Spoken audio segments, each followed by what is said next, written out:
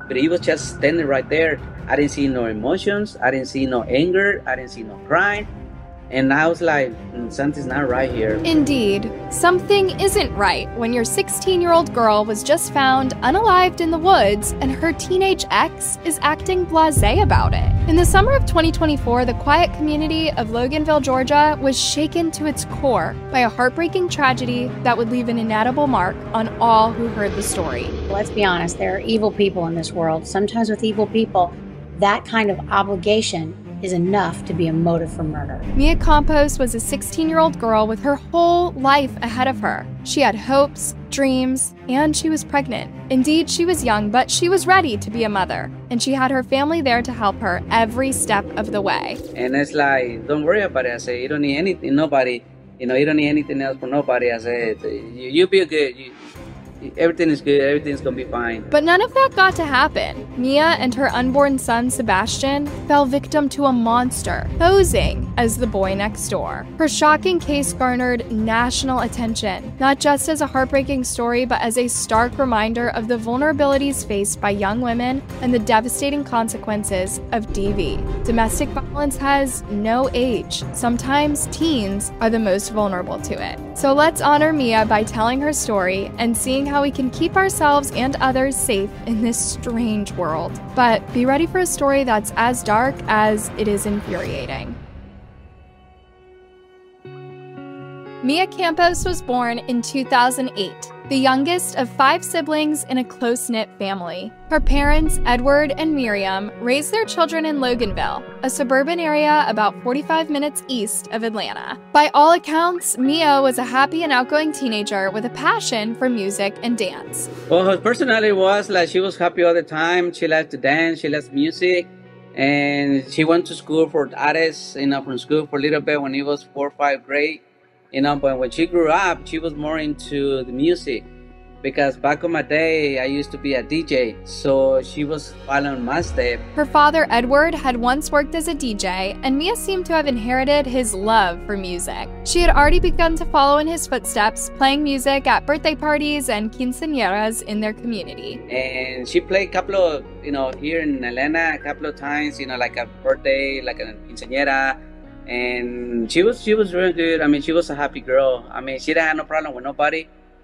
So she was a good person. She had a good heart. Those who knew Mia described her as someone with a genuinely good heart and a contagious smile. She was popular among customers at the Dunkin' Donuts where she worked, a testament to her friendly and outgoing nature. Mia's brother, Alexis, who was particularly close to her, often spoke of her as his best friend and other half. In early 2024, Mia's life took an unexpected turn when she discovered she was pregnant at the age of 15. The news came as a shock to her family, who struggled initially with the idea of their youngest daughter becoming a mother at such a young age. However, in a display of unconditional love and support, the Campos family rallied around Mia, determined to help her navigate this challenging new chapter of her life. For us, we was kind of upset because, 15 years old, it's like, it's normal. It's not normal for kids, to get pregnant at that age.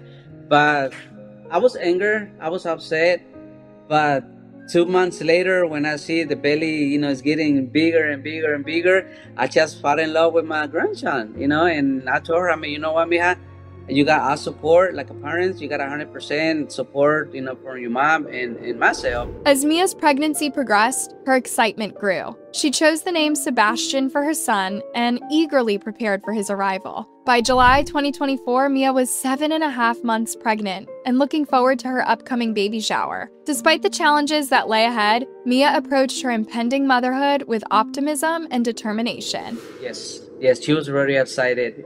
She already had clothes for the baby. She went shopping all the time, because before, she went to buy makeup and she goes to run to buy makeup. But after she knew she was pregnant, it's like her life turned around to be a mother, but she was ready. She was real happy.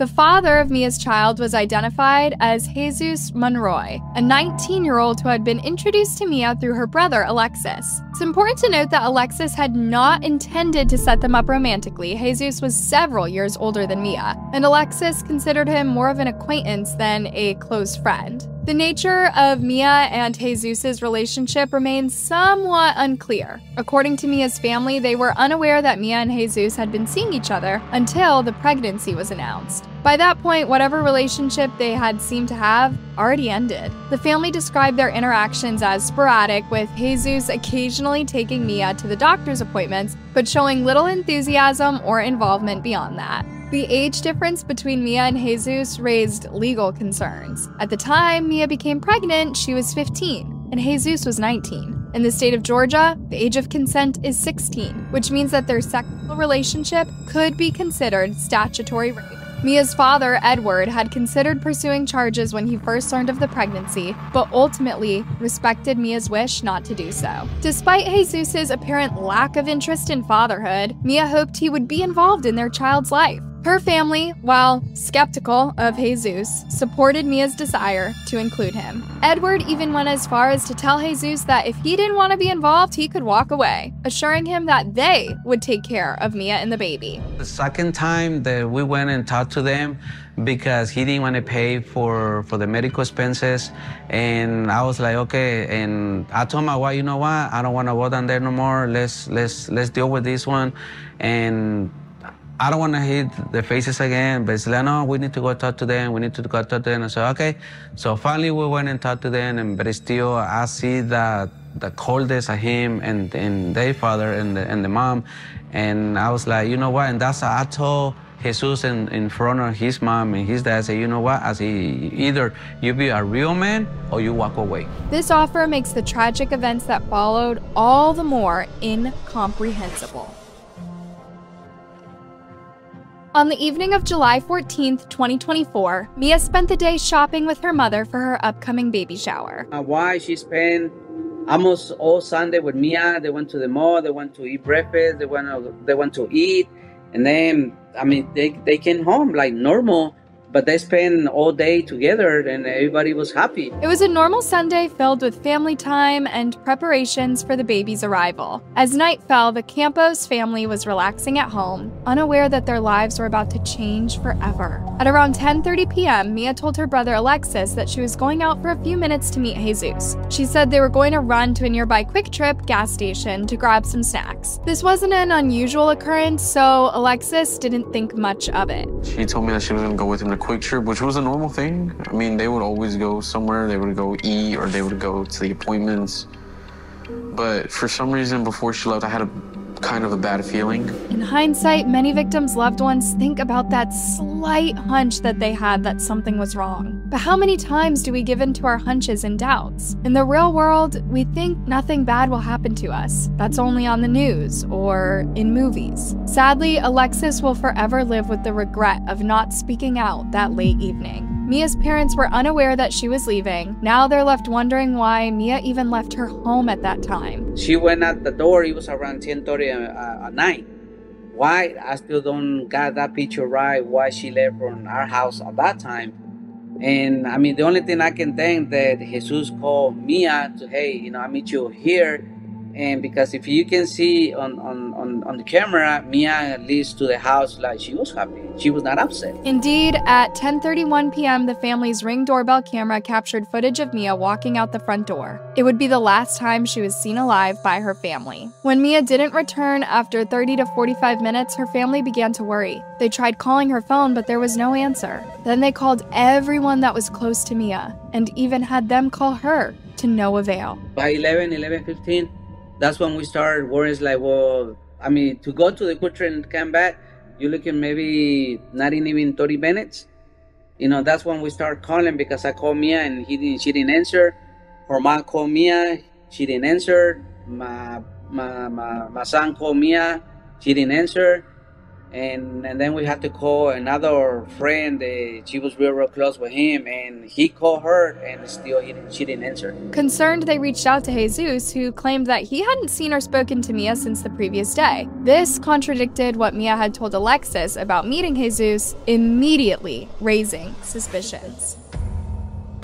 As their concerns grew, the Campos family decided to use a location tracking app on Mia's phone. The app showed that Mia's phone had stopped moving at 10:58 p.m. just 27 minutes after she left the house. More alarmingly, the location was only about half a mile away from their home. She's just right here around the corner at my house.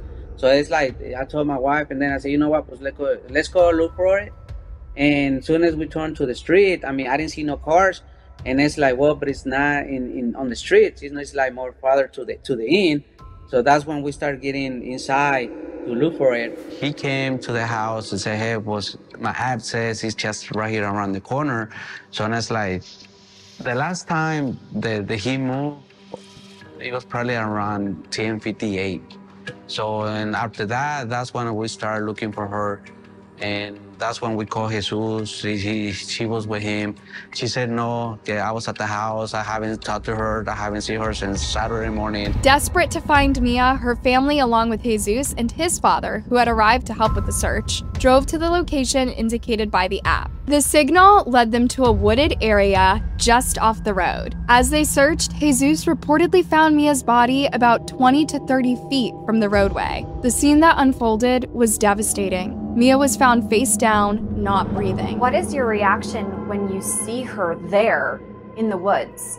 Well, what my reaction was when I saw her in the woods, she was laid down, with her back. Yeah, her poor father still believed that she was alive. It took him a few minutes to process what had really happened. Edward attempted CPR, but it soon became clear that it was too late. Mia and her unborn son, Sebastian, were gone. The time was approximately 12:50 a.m. on July 15th, 2024. My heart dropped. It wasn't what I was expecting. And I carry a lot of guilt because I was the last one who saw her. And if I knew, I would have, could have, and I should have stopped her from leaving. But since it was such a normal thing, I didn't. Within 10 minutes, law enforcement arrived at the scene. The responding officers were told that Mia had left the previous night with an unknown person, as Jesus had denied being with her. This initial misinformation would later become a crucial point in the investigation. At the scene, investigators noted there were no obvious signs of trauma or cause of death. The medical examiner's investigator, who arrived, couldn't immediately determine how Mia had died. This lack of visible injuries would later contrast with the autopsy findings. During these early hours of the investigation, Jesus's behavior began to raise suspicions. But he was just standing right there. I didn't see no emotions. I didn't see no anger. I didn't see no crying. And I was like, something's not right here. Family members reported that he seemed unusually calm and unemotional for someone who had just discovered the body of his child's mother. At one point, he allegedly fell asleep in his car while police were investigating the scene. It was a little odd.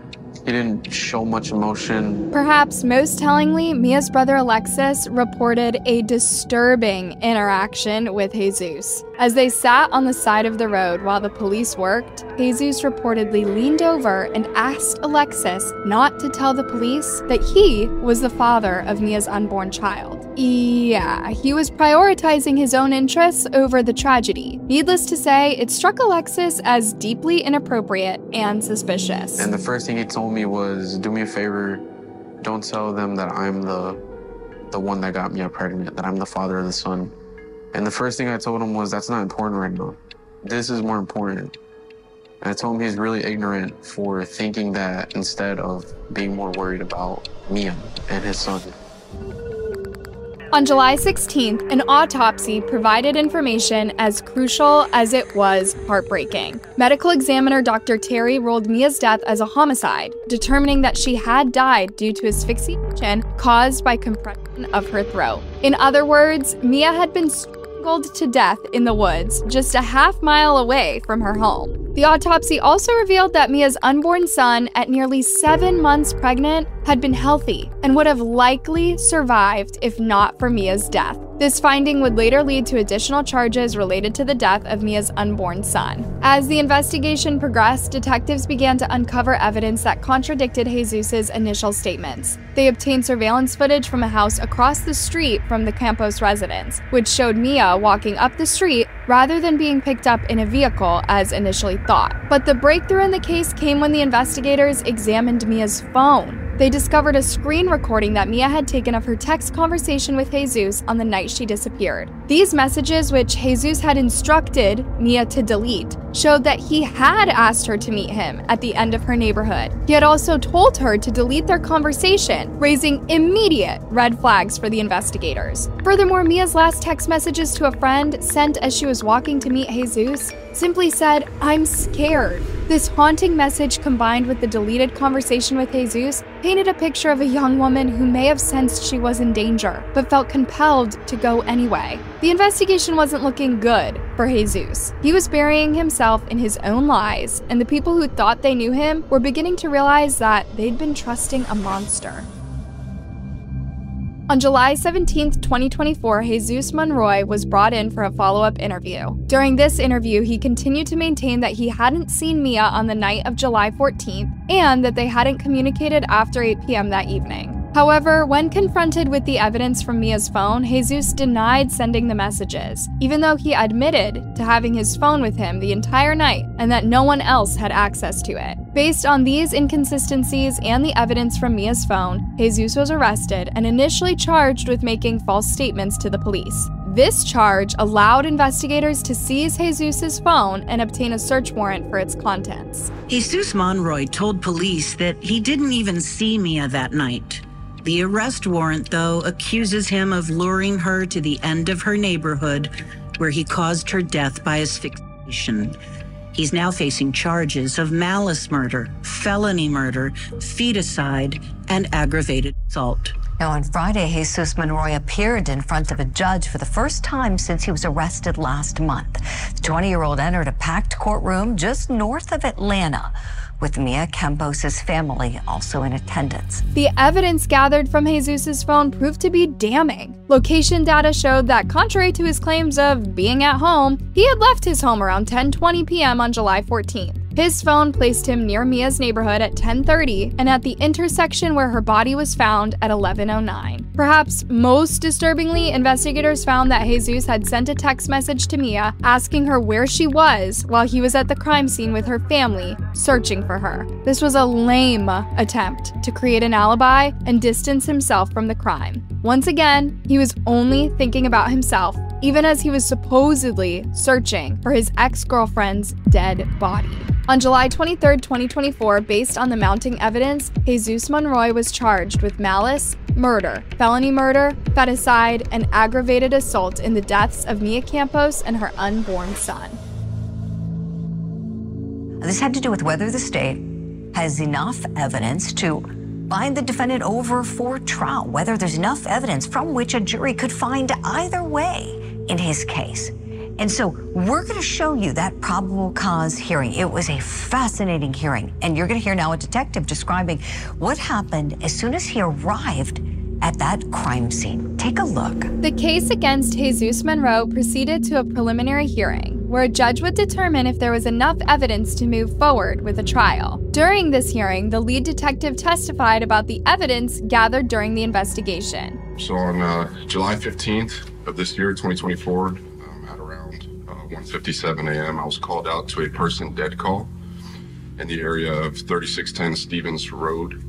I was advised initially that Mr. Edward Campos and his family had last seen their daughter, Mia Campos, who was 16 years old, roughly 7 months pregnant at the time. The detective went through 4 key points. 1, the deleted text messages between Mia and Jesus, which Mia had preserved through a screen recording. 2, the location data from Jesus's phone, placing him at the crime scene. 3, the autopsy results showing Mia died from asphyxiation. 4, Jesus's inconsistent statements and attempts to mislead investigators. After hearing the evidence, the judge ruled that there was probable cause to proceed with all charges against Jesus Monroy. The case was bound over to the higher court for trial, and like the criminologist said, thank God the authorities were able to get both Mia and Jesus's phones. Without them, there would be virtually no evidence linking Jesus to this unthinkable act. I mean, clearly,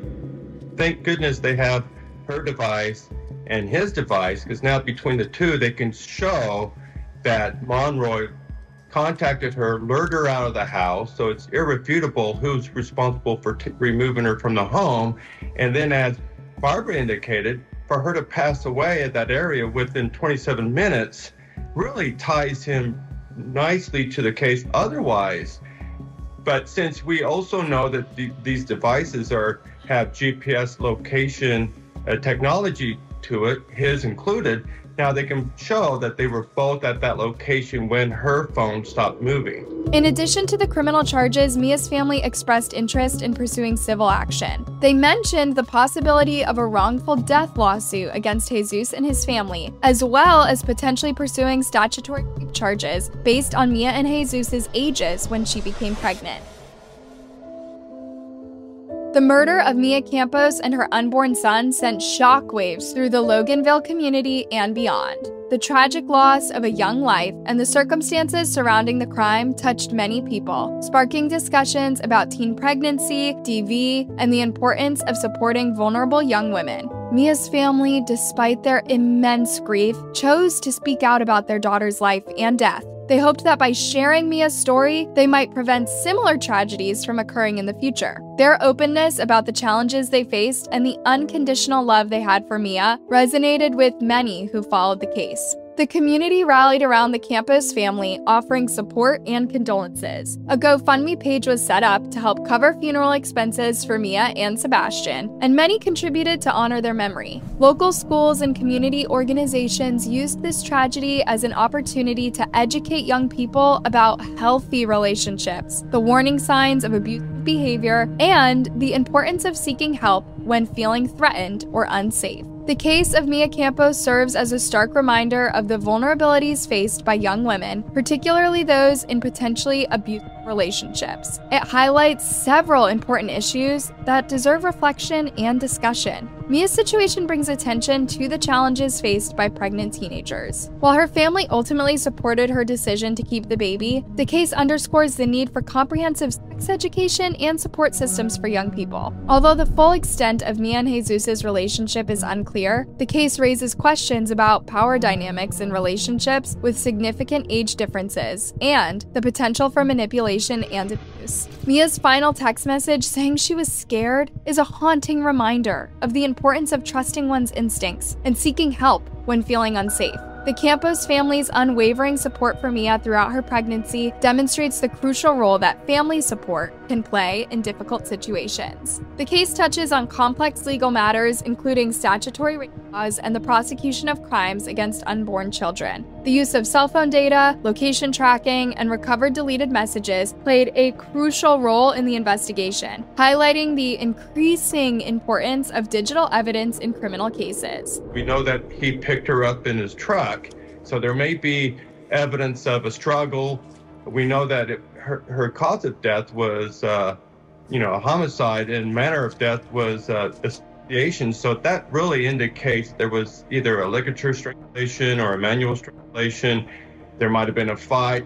I'm sure that the motive, or that the prosecution at some point is going to identify that he either A, didn't want to be a father, or didn't want to have to deal with child support. It's going to be along those lines. It's pretty common. Now, wait up. Let's talk a little about that motive. The murder of a pregnant partner by the father-to-be is an unimaginable act of cruelty and cowardice that shakes the foundations of human decency. It represents the ultimate betrayal, not just of the mother, but of the innocent, unborn child who never even had a chance at life. To take a life to avoid responsibility is the epitome of selfishness and moral bankruptcy. It's a horrific perversion of the protective instinct a father should feel. Instead of nurturing and safeguarding the future of his child and partner, the perpetrator chooses to violently extinguish two precious lives. The cowardice of such an act cannot be overstated. To resort to murder rather than face the challenges of parenthood or the financial obligations of child support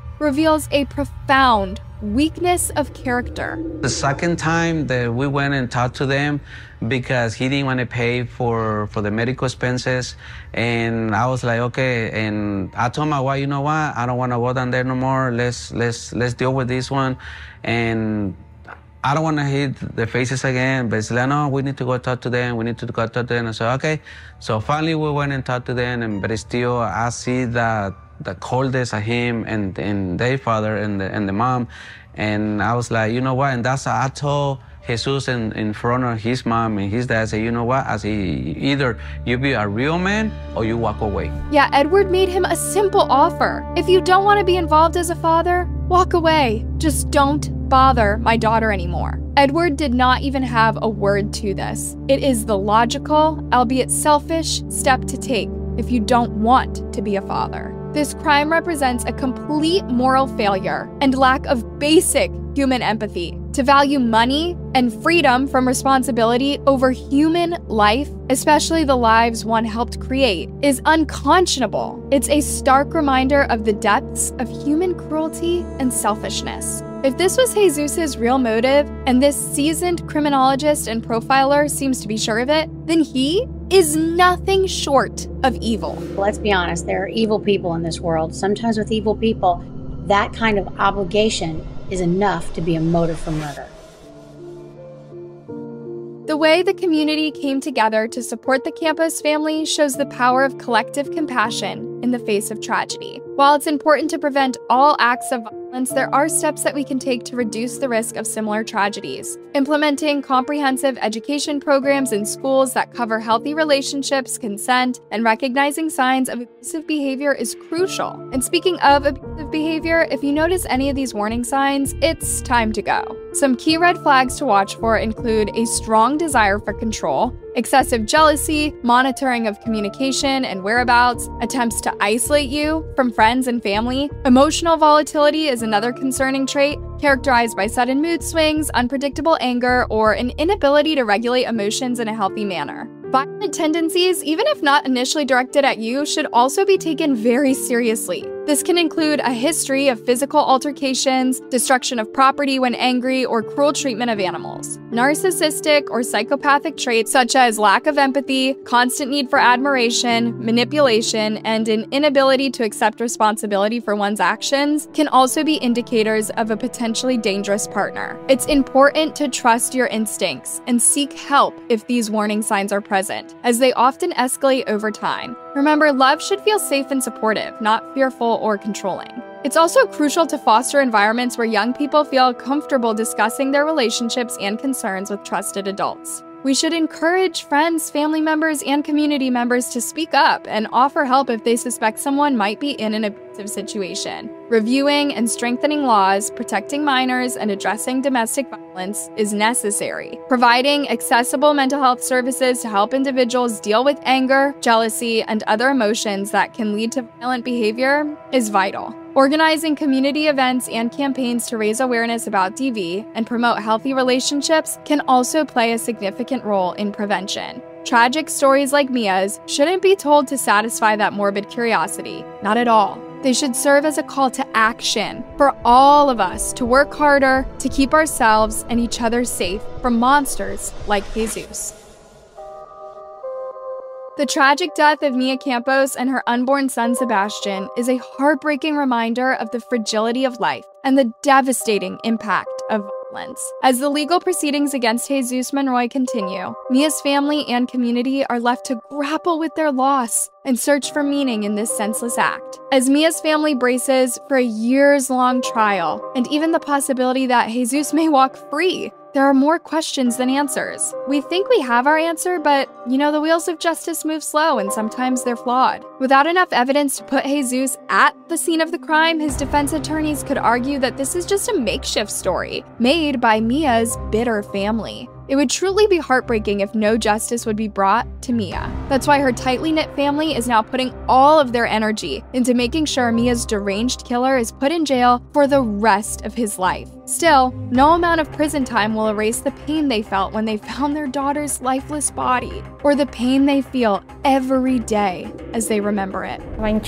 Her body was swollen, cold, and purple. She put her hand on her belly and knew she was gone. And before Jesus learns his sentence, Mia's parents are encouraging important conversations about teen pregnancy, DV, and the responsibilities we all share in protecting vulnerable members of our society. It challenges us to reflect on how we can can better support young people, especially those facing difficult circumstances, and how we can work together to create a safer, more compassionate world. As we remember Mia and Sebastian, let their story inspire us to be more vigilant, more supportive, and more proactive in addressing the issues that contributed to this tragedy. May their memory serve as a call to action, urging us all to do our part in preventing such heartbreaking losses in the future. In the end, the most fitting tribute to Mia and Sebastian is to learn from this tragedy and work tirelessly to ensure that no other family has to endure such a devastating loss. By coming together as a community, supporting one another, and addressing the root causes of violence, we can hope to create a world where every young person can look forward to a future full of promise and possibility, just as Mia once did. Thanks for tuning in, you guys. What are your thoughts on this tragic case? Do you know similar stories you'd like me to cover? Leave a comment down below, and before you leave, make sure you like, subscribe, and hit that bell button. Alright, catch you soon. Stay safe, yeah?